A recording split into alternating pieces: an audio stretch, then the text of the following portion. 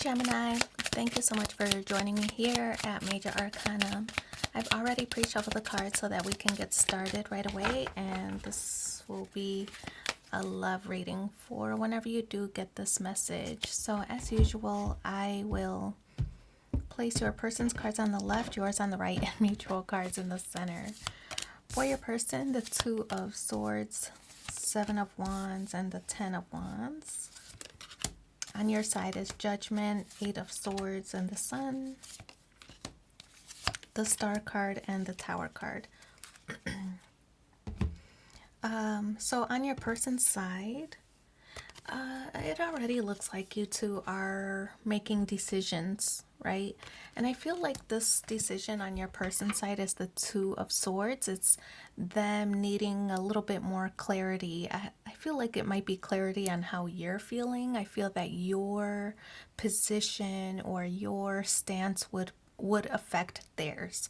Almost like, well, if they're going to ghost me, I'm going to ghost them. Or if they want to break up with me, I'm going to break up with them. Or, just a little bit of petty vibes over here. But the Two of Swords is them waiting for you to kind of make a call before they make the decision first. So, Seven of Wands. Again, I feel that it is strongly they're waiting for you to make a decision. I feel that they really want things to work between you and them. They really would prefer for things to work, but they don't want to be vulnerable. They don't want to express their feelings before you do. They don't want to make the call before you do. I feel that they would prefer if things work out, but they would pretend or play along that if you said, it's over, I'm done with this person, then they would say, yeah, I was going to say the same thing. That kind of vibe. So Seven of Wands. Then we have the Ten of Wands in the position of how your person feels. I think they get the impression things are over. Things are not really falling in their favor. So the Ten of Wands is like the end of a cycle.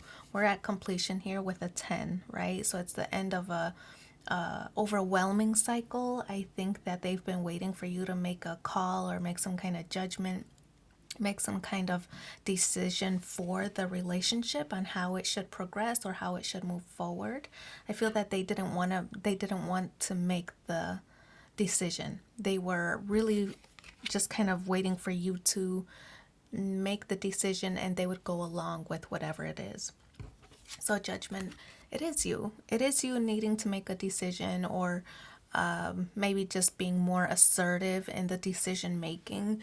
I feel that you're really calling the shots here in this connection. So if you want it to move forward and you want to give it another chance, I feel that your person is going to go along with that. And if you want to end things for good and just move forward with your life without them, then they'll go along with that as well. So Judgment card here, whatever the decision is that you're leaning toward, it is going to cause a result in some kind of healing, right? We see the red cross here, which to me does represent, kind of like a healing process, or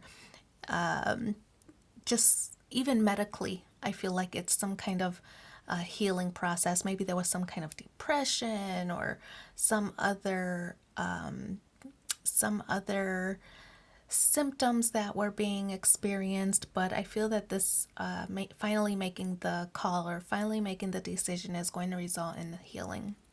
And so Judgment is also Pluto energy. So I feel that you might be thinking outside the box, right? Pluto energy is exploring ideas beyond like confining mindsets, right? So thinking outside the box. I feel that maybe for a while you couldn't see your life without this person. You couldn't see a future without this person. And then reality sets in and you start to see the relationship for what it is, and there are certain things that you don't like. And so I feel that you are starting to renew your sense of boundaries, or renew your sense of standards, right? If they want to progress with you, if they want to move forward, if they want to have a healthy relationship, they need to start doing something differently. And I feel that the Judgment card is emphasis on that, on renewing the relationship. If it doesn't go that way, I feel that you're going to end it for good. The Eight of Swords is in the position of how you view this person. You see them as stuck, maybe stuck in their old ways. They're unwilling to compromise, or they're unwilling to meet you halfway. I feel that the Eight of Wands is them being stuck in their own head or in their old ways. The good thing about this is with the 8 and the 2, that does represent a completion of a cycle because they're totaling 10 when combined together. So we have two tens, 10 of Wands, 10 of Swords. You're at the end of a painful, burdensome, overwhelming cycle of probably having to just to make all the decisions, call all the shots, always needing to be the leader in how things function in this connection. But once you assert yourself, you're going to feel this sense of relief with the Sun card. I feel that this, in a good way, is you finally taking care of yourself, right? Stop caring for a relationship or a person that isn't reciprocating, right? I feel that you're hiring your standards and you're kind of forcing them to put the relationship first as well. Otherwise, you're moving on. Whatever the decision is that you make, I feel that it is going to result in your ultimate happiness. The Sun card does represent the self-image and your self-awareness, your self-esteem. Everything is being lifted. Everything is ascending to a higher level. So the Sun card is the happiest card in the deck. I feel that you're going to have this sense of relief for finally sticking up for yourself, and the Sun card represents that. It's a card of ambition and determination to make things right in your life. And I feel that it's not in a bad way that you are finally being selfish for yourself, because who else is going to do it except you, right? So I feel in a good way that in the best way, this is you being selfish for yourself, really demanding what you need to feel fulfilled. So the Star card in the challenge position, this is a card of healing as well, and we saw that earlier with the Judgment card. So two cards that emphasize healing, and I feel that this might be a situation where the healing is just beginning because you're just making the decision on how to progress or how to proceed forward. So the healing process is just beginning.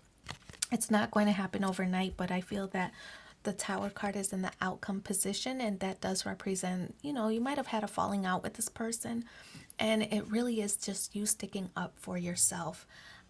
Sometimes this does represent a breakup, but if you do decide to pursue reconciliation, I feel that your standards are going to be higher. It's almost like the Tower card is saying, you are becoming more aware of behaviors, tendencies, or actions that no longer fulfill you. And now that you're aware of that, you can make room for the things that you want in your life so that you can start to manifest a more happy and fulfilling life. So the Tower card is you starting to rebuild a foundation. And I feel that it starts with you independently first, and then through a partnership. So we're going to pull 3 cards from the Romance Angels and see what the additional messages are for you. Okay, there's some flipped over.